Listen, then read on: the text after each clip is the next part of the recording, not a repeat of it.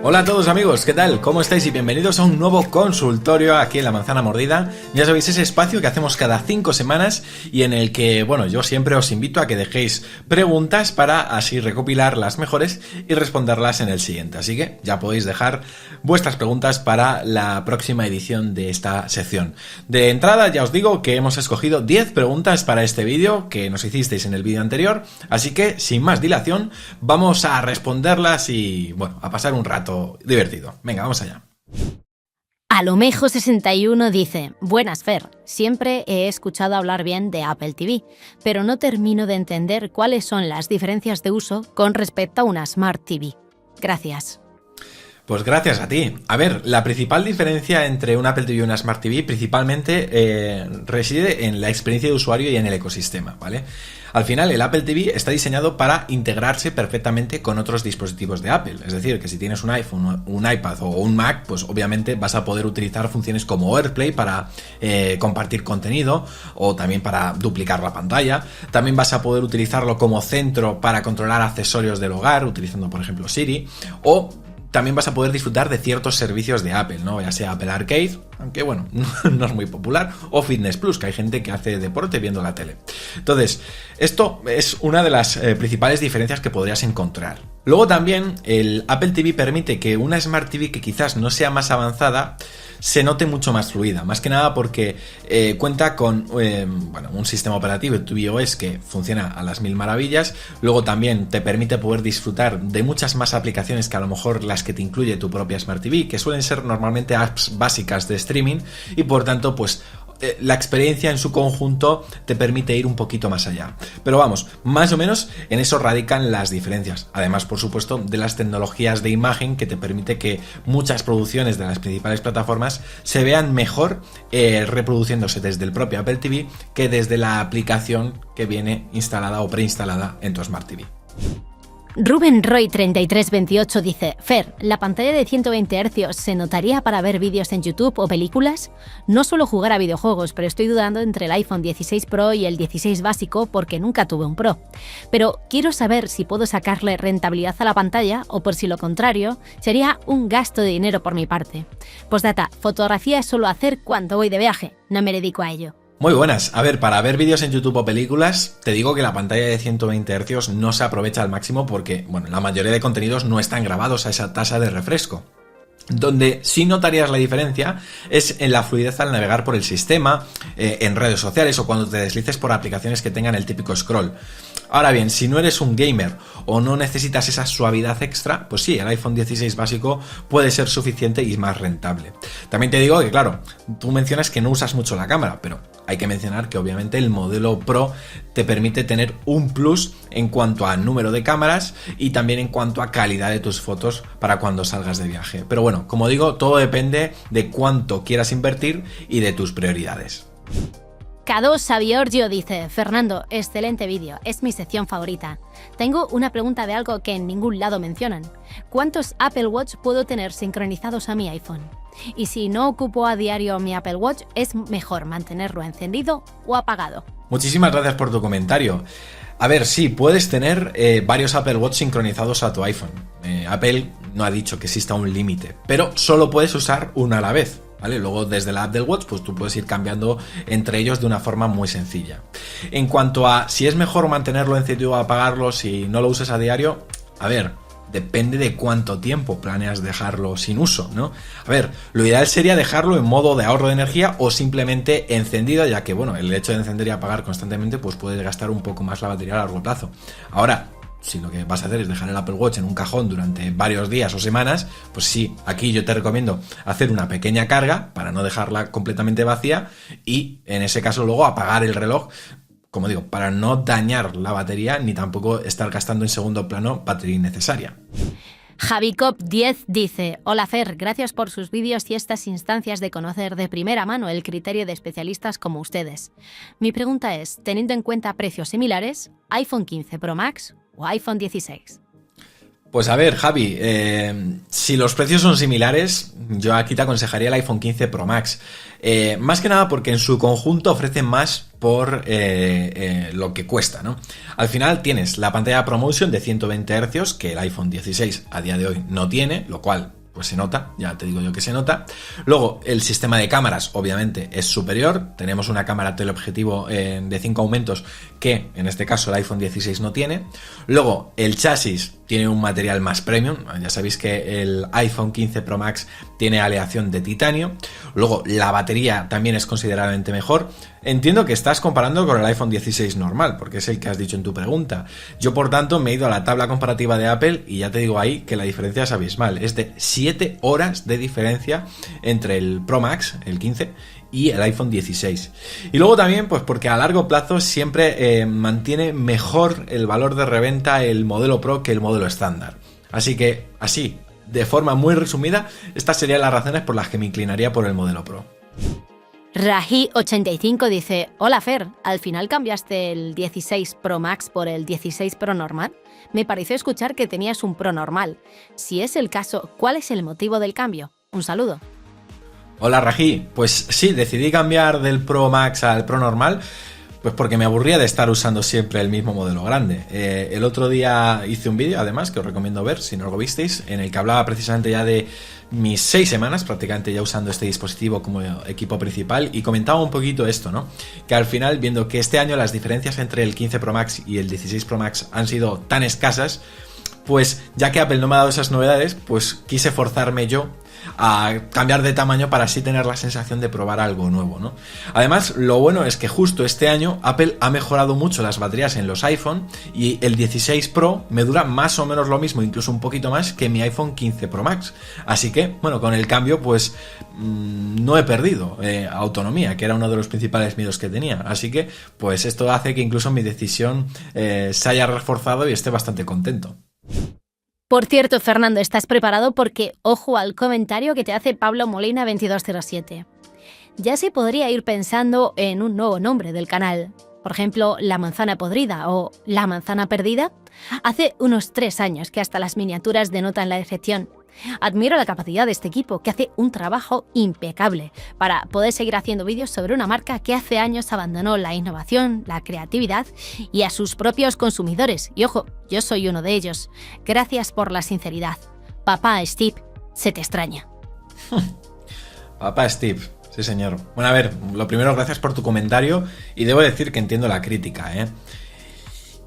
Y a ver... Sí, es cierto, por desgracia Apple no nos lo pone fácil. Yo ya sabéis que llevo muchísimos años haciendo contenido en YouTube.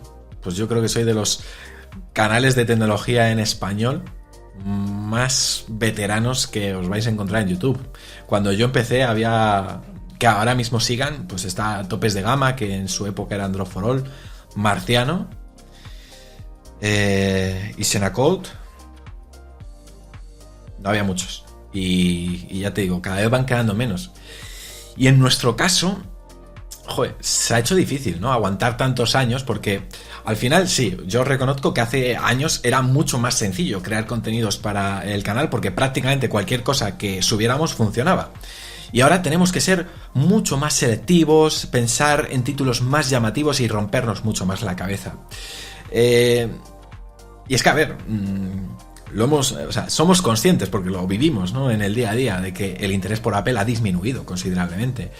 Y además con los últimos lanzamientos, pues Apple, claro, no ayuda. Vemos pocas novedades que realmente sorprendan, e incluso recientemente lo estamos viviendo, servicios como Apple Intelligence, que no están disponibles de salida en países como España, pues nos limitan aún más y complican nuestro trabajo con respecto a competidores de Estados Unidos, sin ir más lejos, ¿no? Entonces, pues ¿qué pasa? Cuando ves todas estas cosas, pues te replanteas muchas cosas sobre tu futuro, ¿no? Yo os reconozco que no son pocas las veces que me he planteado dejar de ser un canal monotemático de Apple, abrirme un poquito y explorar otros temas, pero bueno, aquí seguimos, y en gran parte es gracias a que nos sigue encantando Apple y tenemos la esperanza de que Apple pueda resurgir un poquito como una ave fénix, y luego sobre todo porque también nació un proyecto alternativo, que es la Manzana Mordida Plus, ¿no? Que al final ha sabido compensar un poco la bajada en visualizaciones y el estancamiento que hemos tenido en YouTube. Porque al final no somos tontos, no somos ilusos. Nosotros somos conscientes de que estamos creciendo mucho más lentos que hace 5 o 10 años. Es lógico. Pero insisto, hay mucha más competencia, el interés de Apple ha caído considerablemente. Apple ya no hace productos con los que poder reventar el contador de visualizaciones y eso hace que, por tanto, también las visitas por vídeo vayan cayendo, cada vez lleguen menos suscriptores. Pero bueno, a día de hoy, llevar casi 12 años haciendo vídeos y que nos podamos seguir manteniendo, yo creo que ya dice mucho de que, oye, seguimos haciendo las cosas como buenamente podemos, pero creo que bien. Y la manzana mordida plus es una pata que nos permite poder seguir haciendo rentable este contenido que hacemos, ¿no? Seguramente, si no tuviéramos la manzana mordida plus, la monetización general que adquiriríamos de este proyecto sería bastante más baja y eso provocaría que a lo mejor tuviéramos que replantearnos el contenido en YouTube. Pero bueno, existe, le estáis dando mucho apoyo, yo desde aquí estoy infinitamente agradecido a los más de 1000 suscriptores que forman parte de esta comunidad y eso ha permitido que podamos estar mucho más tranquilos en YouTube, poder seguir apostando por ser un canal 100% centrado a Apple, con vídeos regulares, y os aseguro que no es fácil hacer vídeos durante todo un año y además una media de casi 5 vídeos semanales sobre una sola marca y estar haciéndolos durante más de 10 años. Ya digo que no es nada fácil mantener la misma ilusión. Pero bueno, aquí seguimos. Muchísimas gracias por vuestro apoyo. César Guti dice: me encanta que a pesar de parecer Apple fans, responden con mucha sinceridad y diciendo las verdades y carencias de Apple. Pues sí, te lo agradezco muchísimo, sí, siempre intentamos mantener la objetividad, incluso siendo apasionados de la tecnología y de Apple. Y es que al final, yo siempre lo tenía clarísimo, desde que empecé en esto, y era un chaval que me ponía gorra y tal, o sea, he cambiado mucho, pero eso siempre lo he mantenido fiel. Y es que nos debemos a la gente que nos ve, no a la marca, ¿vale? O sea, nosotros tenemos muy claro el objetivo. Y por eso es tan importante para nosotros señalar tanto lo bueno como lo que necesita mejorar Apple. Porque quiero dejar una cosa muy clara. En la manzana mordida, nuestras críticas nunca van a ser con un objetivo destructivo. Puede parecer que a veces, oye, somos excesivamente críticos con algún producto. Bueno, sí, pero a diferencia de lo que puedes ver en otros sitios, nosotros las hacemos desde el punto de vista de quienes queremos que Apple mejore. Porque al final, nuestro contenido depende del interés que despierten sus lanzamientos y como mencionamos antes, nos encantaría que Apple sorprenda y que nos permita hacer un mejor contenido, que no tengamos que comernos tanto la cabeza para despertar un interés que la propia marca no despierta. Entonces, teniendo en cuenta todo esto y que no sabemos el rumbo que va a tomar Apple, siendo sinceros, no sabemos lo que vamos a estar haciendo dentro de 10 años. Ojalá podamos seguir haciendo contenido sobre Apple. Pero si no sigo haciendo contenido sobre Apple y estoy hablando de otras marcas o en otro segmento totalmente diferente, no quiero que este periodo que hablo sobre productos de Apple se me etiquete como un fan ciego. Que se me ponga una venda en los ojos y se crea que yo no tengo ninguna objetividad para hablar de Apple en el futuro o de otros temas que me puedan venir. Así que, bueno, es algo que siempre estamos intentando cuidar mucho. El ser fans de Apple, pero como el que ama su club de fútbol, ser también crítico cuando hay que serlo. David Hernández Sanz 2449 dice lo siguiente: hola Fer, tengo un iPhone 11 Pro y quiero actualizarlo a un nuevo iPhone. ¿Me recomiendas el iPhone 15 Pro o el nuevo iPhone 16 Pro? Porque en un par de años voy a perderme algo importante. Muchas gracias de antemano y un abrazo. Pues muy buenas. A ver, en tu caso, viniendo de un iPhone 11 Pro, yo te recomendaría siempre el último modelo, que es el iPhone 16 Pro. A no ser que, bueno, pues encuentres una super oferta por el iPhone 15 Pro y digas, mira, pues me renta la diferencia de precio. Pero ya digo, esto yo lo aplicaría especialmente en tu caso porque vienes de un equipo tan antiguo o incluso para aquel que esté planteando venirse desde Android, ¿no? Pues ya que te cambias, pues intenta hacerlo siempre al mejor dispositivo del momento para que, bueno, pues tus sensaciones y tu primera impresión siempre sea la mejor posible. Otra cosa sería si tuvieras un modelo más reciente como un iPhone 14 Pro o un iPhone 15 Pro, donde yo te diría que probablemente no se justifique todavía el cambio al iPhone 16. Pero ojo, cuando hacemos este tipo de comentarios no es porque el iPhone 16 Pro no sea el mejor, porque lo es, sino porque el salto simplemente no es tan significativo para justificar el gasto en esos casos concretos. Así que espero haberte ayudado. Un abrazo. Eric Fernández 6470 pregunta que qué producto piensas que le faltaría sacar a Apple.